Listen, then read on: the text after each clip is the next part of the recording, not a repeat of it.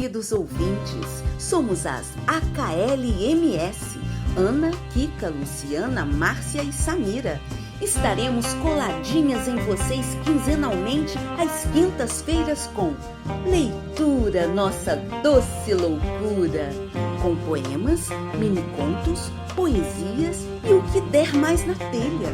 Fica com a gente, porque esta loucura vale a pena. Este é o nosso podcast de número 19. E quem está lendo para vocês é a... Eu sou Samira Zeredo e hoje vou ler para vocês um mini-conto de minha autoria com o título Amores Secretos. Maio de 1904. Mais um sarau na chácara dos Gonçalves. Era a primeira vez que os Mendonças e os Coutinhos se uniam para um momento de lazer junto à nata carioca. Todas as famílias reunidas tinham em comum os negócios. Homens e mulheres formavam grupos de interesses, enquanto as crianças brincavam de roda ou apenas corriam. O jovem Pedro de Mendonça não deixou de notar a bela Cecília Coutinho. Ele tentava se distrair, porém a beleza dela o tirava do sério. Pedro já estava com 19 anos, enquanto Cecília acabara de completar 12. É certo que era comum casamento de moças bem jovenzinhas, mas Cecília ainda corria, denotando sua imaturidade. Enquanto Pedro tentava controlar seus instintos de predador, Cecília apenas sorria. Para seu desespero, a família Coutinho foi a primeira a se retirar. Ele sabia pouco deles, e perguntar a alguém poderia ser desastroso. O jovem Pedro não deixou de pensar em Cecília e sonhar com a possibilidade de um reencontro. Mesmo sendo de boa família, com uma esmerada educação, Pedro já era derrubado por seus hormônios e passou a ter sucessivos sonhos eróticos com sua amada. E não era raro amanhecer ensopado por seu próprio desejo. Por vezes, se sentia culpado em desejar alguém que notoriamente não tivera nem a sua primeira menarca. Por outro lado, se sentia honrado em desejar alguém tão pura. Infelizmente, com a chegada da varíola ao Rio, os saraus foram suspensos por 4 anos. Em 1908, com a piora, o povo resolveu se vacinar em massa. Aí sim, tudo foi voltando ao normal. Pedro seguia guardando em sua memória desejos pela doce Cecília e sonhando com um reencontro. É primavera. Pedro anda despretensioso pelo centro do Rio, a caminho da confeitaria Colombo. Ao entrar, avistou o que a princípio parecia uma miragem. Com a respiração ofegante e o coração aos pulos, aproximou-se da mesa e confirmou o que seus olhos avistaram. Educadamente, cumprimentou as senhoritas e sentou-se em uma mesa mais à frente. Era realmente Cecília no frescor dos seus 16 anos. Pedro não conseguiu parar de olhar para ela, mesmo sabendo que deveria manter-se discreta em público, já que intencionava fazer-lhe a corte. Em um pequeno momento de distração, elas se foram. Finalmente, os saraus voltaram a acontecer, e dessa vez em sua residência, promovida por seus pais. Pedro ficou radiante com a chegada dos Coutinhos. Cecília estava belíssima em um vestido de algodão com renda de seda, salpicado de flores em alto relevo. Trazia os cabelos levemente presos, ressaltando os cachos e um delicado par de brincos de pérola. Pedro não pensou 2 vezes e aproximou-se de Cecília. Nesse momento, ela sorriu como da primeira vez. Ele então reparou que seus olhos eram cor de mel e ela tinha algumas sardas no rosto. Após cumprimentarem, começaram a conversar sem se importar com o burburinho à volta e a correria dos menores.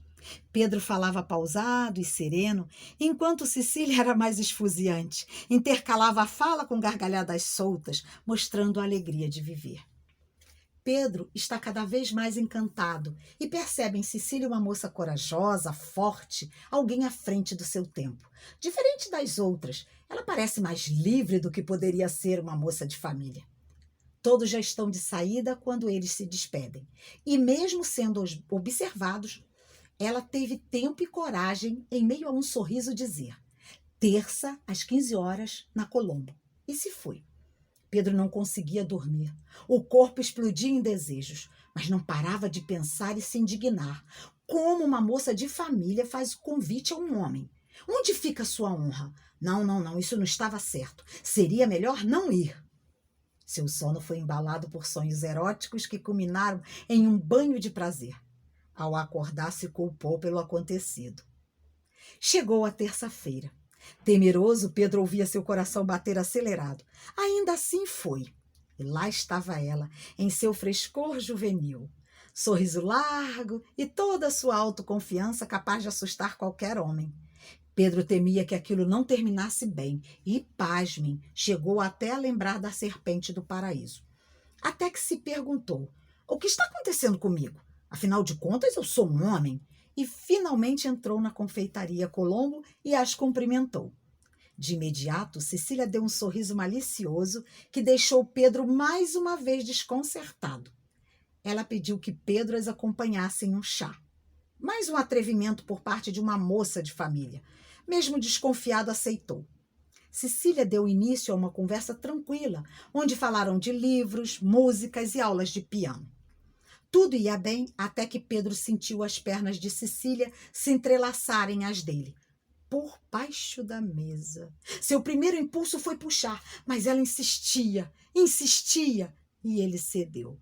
Após alguns minutos, lá estava ela, com aquele sorriso lindo, ar de superior montada em sua autoconfiança. Sua companheira fingia que nada via nem ouvia, mas parecia uma alcoviteira. Antes de sair, Cecília disse a Pedro que estaria esperando por ele, sexta-feira, às 15 horas, no Mosteiro de São Bento. Despediu-se e foi. Pedro sentiu um misto de desejo, raiva e indignação. Afinal de contas, aquela era a sua escolhida, de uma ótima família. Era para ser doce, recatada, gentil. Ele nunca se imaginou tomando uma atitude desrespeitosa com sua amada, enquanto ela estava atropelando tudo com seu ímpeto.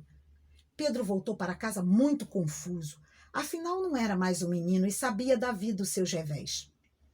Chegando à sexta-feira, mesmo inseguro ele foi. Afinal de contas, seu desejo e impulso foi maior que o medo.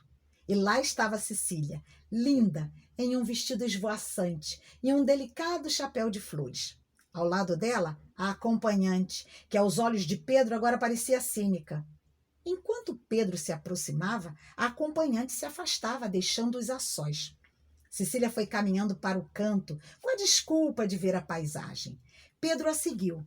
Cercados por árvores e o silêncio do lugar, ficaram se olhando por alguns segundos, até que, sem pensar, ele a beijou.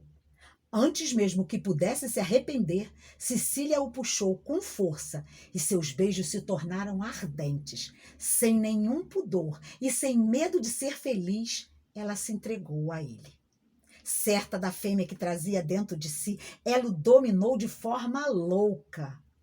Vendo o que fez, Pedro se desesperou, pensando na reputação dela, nas famílias. Não se sentia preparado para casar, mas não teria como fugir às responsabilidades.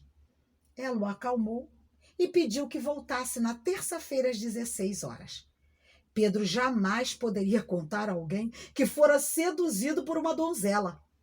Pedro e Cecília realmente estavam apaixonados e seus encontros passaram a ser corriqueiros e ardentes. Para a sociedade, Cecília era um ótimo partido, moça educada, de boa família e de sorriso farto. Nos saraus, jovens de idade próximas à dela a cobiçavam, mas Cecília saía deles e não deixava de desafiar o perigo, provocando Pedro sempre que podia. Suas atitudes eram quase indecentes. Seu corpo estava sempre a arder, suas entranhas pedindo mais. Foram 2 anos e meio de muita cumplicidade e loucura nos mais diversos e inusitados locais do Rio de Janeiro, até que Pedro assumiu de vez os negócios do pai e pediu Cecília em casamento.